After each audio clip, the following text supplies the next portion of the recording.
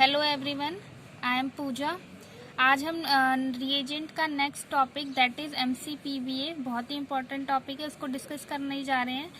इसका जैसे हम देखते हैं रिएजेंट्स में या रिएक्शन मैकेनिज्म में, तो बहुत सारे उसमें बीच बीच में इसका स्टेप दिया होता है, ठीक है।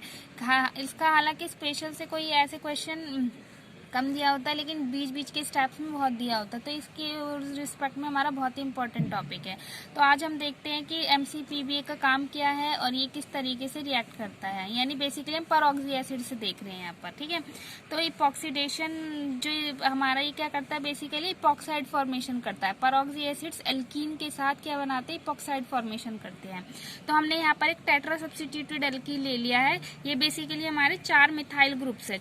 ये मिथाइल ग्रुप्स क्या कर रहे हैं, इस एल्कीन को इलेक्ट्रॉन रिच बना रहे हैं, ठीक है।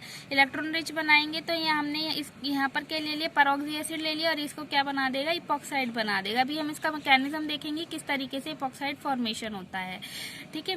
तो अब हम देखते हैं इसके जो परऑक्सी एसिड्स होते हैं उसमें रिएजेंट्स हमारे क्या क्या हो सकते हैं। जैसे कि फर्स्ट जो मेन इंपॉर्टेंट है वो तो एमसीपीबीए है ही, that is metachloro peroxy benzoic acid. इसका स्ट्रक्चर ये होता है, कई बार स्ट्रक्चर दे दिया होता है तो हमें इसका स्ट्रक्चर भी ध्यान रखना होगा, ठीक है। नेक्स्ट है परऑक्सी बेंजोइक एसिड, PHCO3H। ये सारे ही परऑक्सी एसिड्स है और इनका काम सबका क्या है, हमारा अभी यहाँ पर इपॉक्साइड फॉर्मेशन करना है। इसका और भी काम होते हैं, जैसे बेयर विलीगर ऑक्सीडेशन भी शो करते हैं, वो हम बाद में देखेंगे। अभी हम यहाँ पर देख रहे हैं कि इपॉक्सीडेशन किस तरीके से होता है, okay. Next trifluoroperoxy acetic acid, hydrogen peroxide, इस तरीके से ये सारे इपॉक्साइड हमें दिए हुए हैं। अब हम इसका रिलेटिव ऑर्डर देखें रिएक्टिविटी का। इसमें जितने भी हमारे परऑक्सी एसिड्स होते हैं उनका रिलेटिव ऑर्डर क्या होता है, बेसिकली जो ट्राईफ्लोरोपरएसिटिक एसिड होता है उसका सबसे ज्यादा होता है। अभी हम देखेंगे इसका ही ज्यादा क्या होता है, फिर एमसीपीबीए का। इस तरीके से हमारा ये रिलेटिव ऑर्डर है परऑक्सी एसिड्स का। बेसिकली क्या होता है कि इसका हम यहाँ पर रीजन देख लेते हैं कि ये सबसे ज्यादा रिएक्टिव क्या होता है, क्योंकि जो परऑक्सी एसिड्स होते हैं वो हमारे क्या होता है, इलेक्ट्रोफिलिक नेचर के होते हैं, यानी इलेक्ट्रॉन डेफिशिएंट होते हैं। और जो परऑक्सी एसिड जितना ज्यादा इलेक्ट्रॉन डेफिशिएंट होगा उसकी रिएक्टिविटी इतनी फास्ट होगी। तो अगर हम देखें यहाँ पर तो CF3 लगा हुआ है, यानी फ्लोरीन ग्रुप क्या होता है, बहुत इलेक्ट्रॉन विड्रॉइंग ग्रुप होता है, तो जिसकी वजह से ये क्या करेगा, इसको और ज्यादा इलेक्ट्रॉन डेफिशिएंट बना देगा इस परऑक्सी एसिड को, जिसकी वजह से इसकी रिएक्टिविटी बहुत फास्ट हो जाएगी। और इसमें भी हम देखते हैं तो क्लोरीन आता है, इस तरीके से इसकी रिएक्टिविटी डिक्रीज कर देती है। टर्शरी ब्यूटानॉल की सबसे रिएक्टिविटी कम होती है क्योंकि ब्यूटाइल ग्रुप्स है, तो ये हमारे इल्काइल ग्रुप्स क्या करते हैं, इलेक्ट्रॉन रिलीज करते हैं, जिसकी वजह से इनकी जो इलेक्ट्रोफिलिक नेचर है वो कम हो जाएगा, ठीक है। अब हम देखते हैं इसका रिएक्शन। बेसिकली हमने यहाँ पर दिखाई हुई है एल्कीन है, हमने साइक्लोएल्कीन ले लिया और इसमें क्या हो रहा है, एमसीपीबीए का अटैक करके इपॉक्साइड फॉर्मेशन हो रहा है। अब हम इसका मैकेनिज्म देखते हैं कि मैकेनिज्म में किस तरीके से रिएक्शन होती है। जैसे हमारा देखें कि ये इलेक्ट्रोफिलिक इपॉक्सीडेशन है, हमारी एक न्यूक्लियोफिलिक इपॉक्सीडेशन भी होती है जिसमें हमारा परऑक्सी एसिड से दूसरा होता है। अभी हम यहाँ पर देख रहे हैं कि जो इलेक्ट्रोफिलिक अटैक किस तरीके से होता है। अगर हम ये देखें, ये एल्कीन है हमारे पास, एल्कीन की हमें पता है पाई इलेक्ट्रॉन, ये एल्कीन का पाई बॉन्ड है, इसकी इलेक्ट्रॉन डेंसिटी हमारी क्या होती है, दोनों साइड होती है। इस तरीके से हमने इसकी पाई इलेक्ट्रॉन डेंसिटी दिखाई है, जिसकी वजह से हम क्या बोल रहे हैं कि ये इलेक्ट्रॉन रिच है।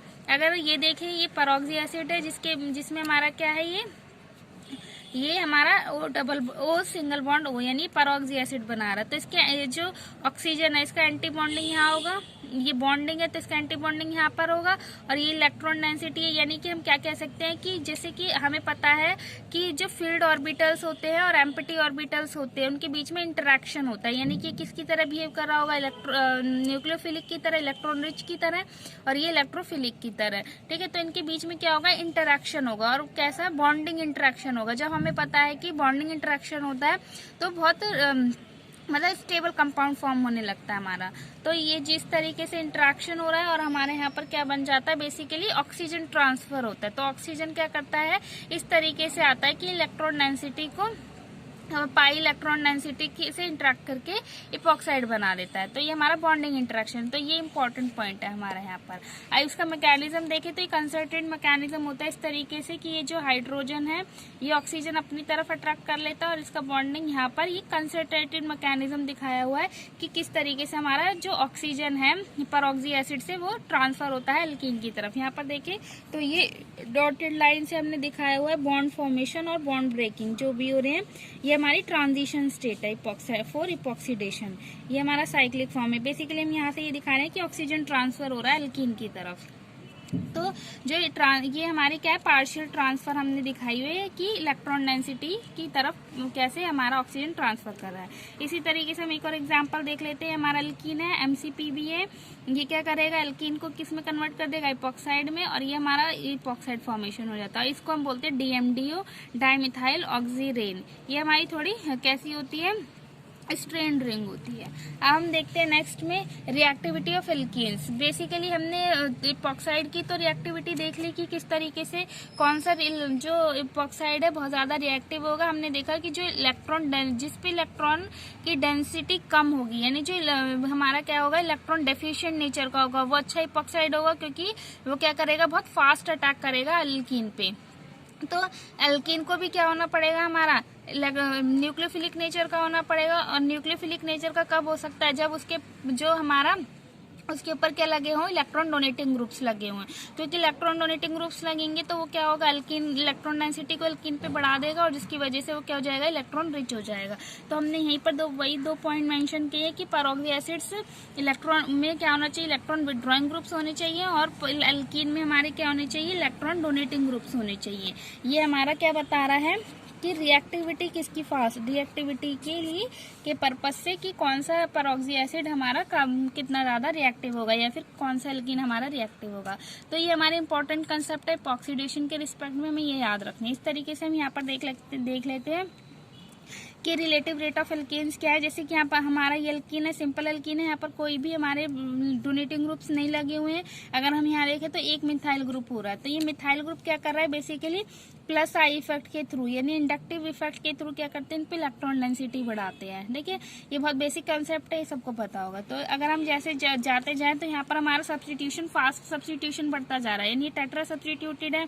यहाँ इन दोनों का रिलेटिव रेट सेम है, हमने यहाँ पर रिलेटिव रेट लिखा हुआ है। जैसे हम इसका रेफरेंस 1 मान ले तो उसके कंपेयर में 24 है, इसके कंपेयर में 500 है। इस तरीके से हमारा रिलेटिव रेट बढ़ता जा रहा है कि जितने ज्यादा इलेक्ट्रॉन रिच ग्रुप्स लगते जा रहे हैं यानी अल्काइल ग्रुप्स लगते जा रहे हैं एल्कीन पे उतना ज्यादा रिलेटिव रेट फास्ट होता जा रहा है। ओके गाइज, अब हम देखते हैं इसकी रेडियो सिलेक्टिविटी कि बेसिकली ये कहाँ पर कैसे अटैक करेगा। तो अगर हम बोल रहे हैं कि जैसे मोर देन 1 डबल बॉन्ड अगर हमारे प्रेजेंट है तो हमें पता है अभी हमने देखा कि इलेक्ट्रोफिलिक इपॉक्सीडेशन है यानी कि जो परऑक्सी एसिड्स होते हैं वो इलेक्ट्रोफिलिक नेचर के होते हैं। वो कहाँ अटैक करेंगे जो जहाँ पर ज्यादा इलेक्ट्रॉन डेंसिटी होगी। तो जैसे हमने उसमें साइमन सिमिथ रिएक्शन में देखा था कि उसमें भी वो हमारा जो CH2I2 होता है वो भी हमारा इलेक्ट्रोफिलिक नेचर का होता है। उसी तरीके से सेम प्रोसेसिंग है यहाँ पर भी। यहाँ पर हमारा क्या होगा कि ये कहाँ अटैक कर देगा इलेक्ट्रॉन रिच ग्रुप पे अटैक करेगा। जैसे हम इसके 2-3 एग्जांपल देख लेते हैं। जैसे यहाँ पर हमारा क्या हो रहा है कि ये अगर हमारे पास 2 एल्कीन है तो हमारी जैसे यहाँ पर ये क्या है इलेक्ट्रॉन डोनेटिंग ग्रुप्स लगे हुए हैं तो जिसकी वजह से ये एल्कीन क्या हो जाएगी इलेक्ट्रॉन रिच हो जाएगी। तो यहाँ रिएक्शन हो जाएगी, यहाँ नहीं होगी। तो हमारा इपॉक्साइड फॉर्मेशन यहाँ हो जाएगा। और हमें ये ध्यान रखना है कि जो एमी दोनों ग्रुप्स हमारी क्या है ये सिस है तो इस तरीके से यहाँ पर ही सिस रहेगी। इनकी स्टीरियो केमिस्ट्री में कोई चेंज नहीं आएगा क्योंकि यहाँ पर हमें बहुत ध्यान रखना है। इसी तरीके से अगर हम यहाँ पर देखें तो ये भी एल्कीन है ये भी एल्कीन है लेकिन ये डाई सब्स्टिट्यूटेड है तो रिएक्शन हमारी यहाँ पर होगी यहाँ नहीं होगी। और यहाँ पर हमें ध्यान रखना है कि इनकी स्टीरियो केमिस्ट्री में कोई चेंज ना आए। जब हमारा इपॉक्साइड फॉर्मेशन होगा देखो यहाँ पर ये ट्रांस है दोनों ग्रुप तो यहाँ पर भी दोनों ग्रुप ट्रांस ही रहेंगे। हमने डॉटेड लाइन से और सॉलिड लाइन से इसको शो किया हुआ है। इसी तरीके से अगर हम यहाँ पर देखें तो ये 3 डबल बॉन्ड है तो ये हमारे क्या है ये जो बीच वाला है ये क्या है टेट्रा सब्स्टिट्यूटेड है ये जबकि डाई सब्स्टिट्यूटेड है तो हमारी यहाँ पर रिएक्शन होगी। इस तरीके से इपॉक्साइड फॉर्मेशन हो जाएगा। अब नेक्स्ट देखते हैं स्टीरियो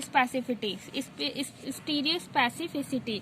इसमें हमारा क्या होता है बेसिकली जब इपॉक्साइड फॉर्मेशन होता है तो हम देख सकते हैं यहाँ पर 2 CO बॉन्ड का फॉर्मेशन होता है।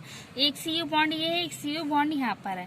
तो अगर हम यहाँ देखें तो यहाँ 2 CO बॉन्ड फॉर्मेशन होता है और दोनों CO बॉन्ड का फॉर्मेशन कहाँ होता है, एल्कीन के सेम साइड पर होता है। जैसे यहाँ देखें कि इस साइड पे लगे हुए दोनों ग्रुप्स, तो यहाँ पर भी जो हमारा इपॉक्साइड फॉर्मेशन होगा वो मतलब इसी तरीके से होगा कि दोनों ग्रुप हमारे सिस आए, यानी यहाँ पर ये जो दोनों नीचे की साइड बन गए, मतलब सॉरी यहाँ पर हमारे इपॉक्साइड फॉर्मेशन इस तरीके से हो गया और दोनों ग्रुप हमने सी से दिखाए हुए हैं। या तो हम इस तरीके से दिखा सकते हैं सॉलिड लाइन से, या फिर हम डॉटेड लाइन से भी दिखा सकते हैं, सॉलिड लाइन से भी। बस हमें क्या करना है, दोनों ग्रुप्स को सिस रखना है।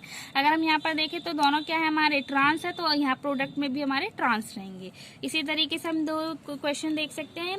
ये हमारा ट्रांस स्टिलिबीन है, ये कंपाउंड बहुत इंपॉर्टेंट है, इसका स्ट्रक्चर हमें याद रखना होगा।